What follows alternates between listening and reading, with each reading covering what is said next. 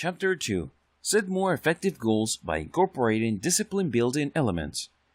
What if I told you that you can set up your goals in such a way that they can be self-sustaining? In other words, they train you to become more disciplined. And the more you achieve these goals, the more disciplined you become, and you are able to take on more and more goals. Sounds awesome, right? Well, this is not theory. It can happen, and people do make it happen. Here's how you do it. Prioritize your sub-goals. The first thing that you need to do is to prioritize the sub-goals or sub-elements of your big goals. You sort them based on their likelihood to lead to big objectives. In other words, if you knock out these sub-goals, they directly take you closer to your big objectives. Of course, not all sub-goals are like this. Sometimes sub-goals are necessary, but they lead to an indirect path. As long as you're reasonably certain that if you take that indirect path, it eventually leads you to your big goals, then the sub-goals is good enough.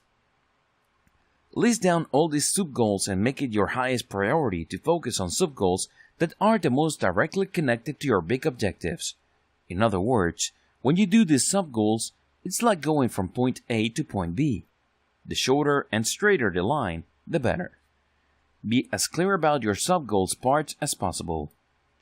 While prioritizing sub-goals is important, you also need to make sure that you conceptualize them correctly. Look at the sub-goals parts and make sure that you are clear as what you need to do, how to do it, when to do it, and where to do it.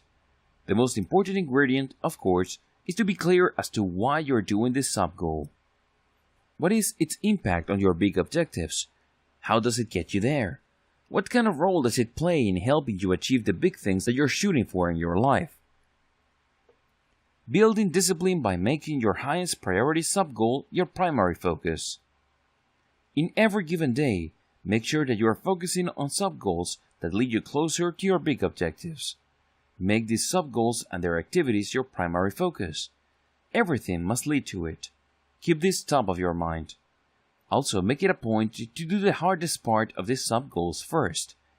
Make no mistake about it, regardless of the sub-goal or set of activities, there's always something that you're going to struggle with. There's always going to be a part of a project that you have a tough time starting. Maybe it's technically easy, but you're just emotionally intimidated by it. On the other hand, it may be emotionally easy and very straightforward as far as your understanding of its necessity is concerned, but it's technically challenging for you. Regardless, zero in on this hardest part and choose to do them first. I know it won't be easy. At first, it's probably going to feel like you're pulling teeth. It's definitely not going to happen overnight.